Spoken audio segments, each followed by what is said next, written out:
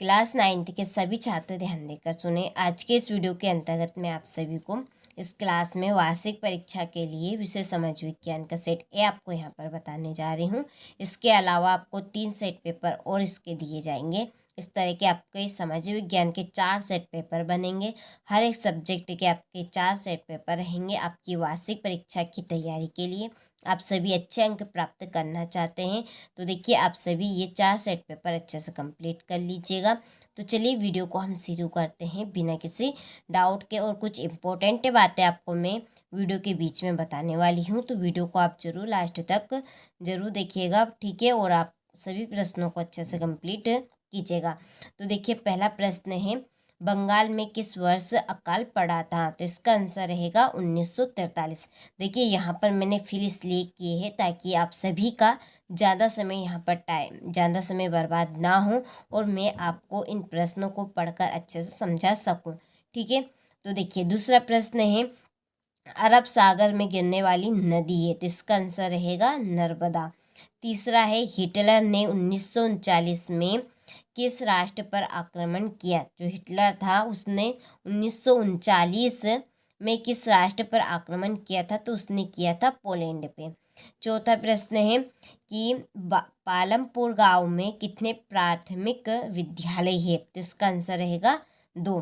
पांचवा प्रश्न है, भारत में सबसे कम जनसंख्या घनत्व वाला प्रदेश है? इसका आंसर रहेगा अरुणाचल प्रदेश। छठा है, नमामि देवी नर्मदे किस राज्य सरकार द्वारा प्रारंभ की गई? इसका आंसर रहेगा मध्य प्रदेश, ठीक है। तो इस तरह से हमने सही विकल्प इसके कंप्लीट कर लिए हैं। स्क्रीनशॉट आप ले लीजिए यदि नहीं लिया हो तो। अब बढ़ते हैं हम रिक्त स्थान की ओर। तो देखिए पहला है, चुनाव का मतलब राजनीतिक डे से? इसका आंसर रहेगा प्रतियोगिता। दूसरा है, गंगा की मुख्य धारा भागीरथी डेडेस से निकलती है? इसका आंसर रहेगा गंगोत्री हिमानी। तीसरा है, वास्तव में देश का हर डेडेस व्यक्ति निर्धन है? तो कौन सा व्यक्ति? चौथा है, बंगाल का अकाल डेडेस की कमी के कारण हुआ था? इसका आंसर चावल। हरियाणा में चौधरी देवीलाल ने डेडेस नामक का आंदोलन का नेतृत्व किया? इसका आंसर न्याय युद्ध। और जर्मनी के विषय में थर्ड राइज ऑफ ड्रीम्स डेडेस ने लिखी थी? इसका आंसर सालट बेराट, ठीक है।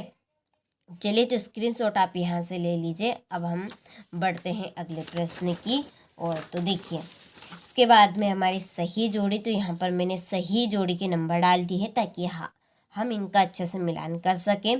तो देखिए पहली जोड़ी है ब्रह्मपुत्र, इसकी जोड़ी रहेगी संगोपा। दूसरी है डल झील, इसकी आपकी जोड़ी रहेगी कश्मीर। भारत वन सेवा की स्थापना कब हुई थी? 1864 में। ऑस्ट्रेलिया को जर्मनी में मिला लिया, कब मिला लिया था? 1938 में। तेज चलने वाली पवन, इसकी आपकी जोड़ी रहेगी जेट स्ट्रीम। और औजार मशीन, इसकी आपकी जोड़ी रहेगी स्थायी पूंजी, ठीक है। तो इस तरह से हमने यहाँ पर जोड़ी कंप्लीट कर ली है। देखिए आप भी अच्छे से इन जोड़ी को कंप्लीट करें और एक एक प्रश्न को अच्छे से आप पढ़कर समझें ताकि आप सभी अच्छे अंक प्राप्त कर सके, ठीक है। तो आपको अच्छे अंक प्राप्त करवाने के लिए हमने बहुत ही रिसर्च के बाद ये 4 सेट पेपर कंप्लीट किए हैं। तो आप सभी से, ठीक है, आप सभी अच्छे से इन चारों सेट पेपर को कंप्लीट करें ताकि आप सभी अपना 100% दे सकें। देखिए इसके बाद में है एक वाक्य में प्रश्न। तो देखिए पहला है कि नवीन जनसंख्या नीति की घोषणा कब की गई? तो ये की गई थी 15 फरवरी 2000 में। दूसरा है, पाकिस्तान में चेनाब से मिलने वाली नदी का नाम बताइए? इसका आंसर है झेलम। तीसरा है, प्रत्येक व्यक्ति की औसत आयु क्या कहलाती है? तो इसका आंसर रहेगा प्रत्याशित आयु। और चौथा है, सार्वजनिक वितरण प्रणाली का अंग है? इसका आंसर उचित मूल्य की दुकान। और किस नदी को दक्षिण भारत की गंगा कहते हैं? तो इसका आंसर गोदावरी। इसके बाद में छठा प्रश्न कि अबुल कलाम आज़ाद का जन्म कहाँ हुआ था? तो इसका आंसर तमिलनाडु यानी कि रामेश्वर भी आप इसका आंसर लिख सकते हैं, ठीक है। तो चलिए स्क्रीनशॉट आप यहाँ से ले लीजिए अच्छे से और अच्छे से आप इन प्रश्नों को कंप्लीट करें। फिर है सत्य। पहला है कि केरल में प्रति 1000 पुरुषों पर महिलाओं की संख्या 995 है, तो ये असत्य बात है। दूसरा है अन्नपूर्णा योजना दीन वरिष्ठ नागरिक समूह पर लक्षित है, तो ये सत्य है। तीसरा है भूमि के पश्चात पूंजी उत्पादन का दूसरा आवश्यक कारक है, ये असत्य है।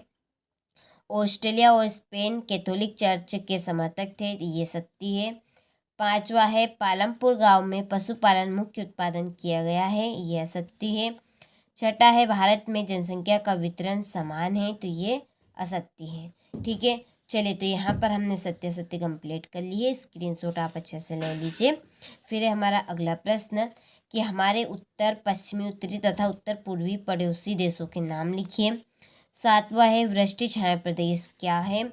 आठवां है वनों के विनाश के क्या कारण है। नौवां है नमामि देवी नर्मदे परियोजना क्या है। 10वां है फ्रांस की क्रांति की शुरुआत किन परिस्थितियों में हुई। 11वां है 1900 से 1930 के बीच रूस में महिला कामगार की स्थिति क्या थी। और 12वां प्रश्न है जंगल से होने वाले लाभ लिखिए। ठीक है, देखिए आप सभी 5 से 6, ठीक है, हमने आपको क्वेश्चन नंबर 1 से लगा कर 6 तक के प्रश्न के आंसर आपको दे दिए हैं। अब आपके जो क्वेश्चन नंबर 6 से क्वेश्चन नंबर 23 तक के जो प्रश्न हैं इनके आंसर आपको पीडीएफ में मिलेंगे। तो पीडीएफ आप कहाँ से करेंगे, तो डिस्क्रिप्शन में नंबर दिए हैं, आप उन नंबर से कांटेक्ट कर लीजिए, आपको पूरी जानकारी मिल जाएगी। ठीक है, तो देखिए 13वां प्रश्न है लोकतंत्र बेहतर शासन प्रणाली क्यों है, समझाइए। और 14वां प्रश्न है नेहरू ने क्यों कहा कि भारत का भविष्य सुताने और आराम करने का नहीं है, सुस्ताने और आराम करने का नहीं है। 15वां प्रश्न है लोकतंत्र बचाओ का नारा कब और किसने दिया। संसाधन के रूप में लोक से आप क्या समझते हैं। नारीवाद के प्रमुख उद्देश्यों का वर्णन कीजिए। जनसंख्या वृद्धि के महत्वपूर्ण घटकों की व्याख्या कीजिए। फिर जम्मू कश्मीर के गुज्जर बकरवाल के जीवन पर टिप्पणी कीजिए। राजनीतिक संस्थाएं क्यों महत्वपूर्ण है, स्पष्ट कीजिए। और 21वां प्रश्न है भारत के मानचित्र में निम्नलिखित को दर्शाइए, जैसे कि नंगा पर्वत, मालवा और पश्चिमी घाट, अनाईमुडी। ठीक है, इस तरह के ये आपके भाग हैं, इनको आपको मानचित्र में दर्शाने हैं। 12वां प्रश्न है बंगाल व खादर में अंतर स्पष्ट कीजिए।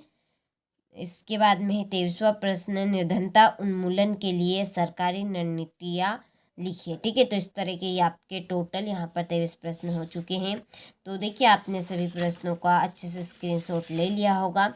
तो ये था हमारा क्लास 9th का सामाजिक विज्ञान का सेट ए। इसके बाद में आपका देखिए सेट बी रहेगा, ये देख लीजिए। ठीक है, ये आपका सेट बी है और सेट सी और सेट पेपर आपका डी। इस तरह के आपको हर एक सब्जेक्ट के मैं आपको 4 सेट पेपर प्रोवाइड कराऊंगी, ताकि आप सभी 75 अंक में से 75 अंक लेकर आ सकें। देखिए पूरी हमारे साल भर की मेहनत हमने इन 4 सेट पेपर में आपके लिए प्रोवाइड करवाई है।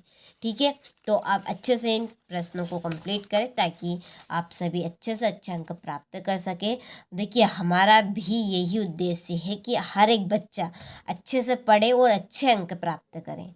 ठीक है, चलिए तो मिलते हैं आपसे अगले वीडियो में।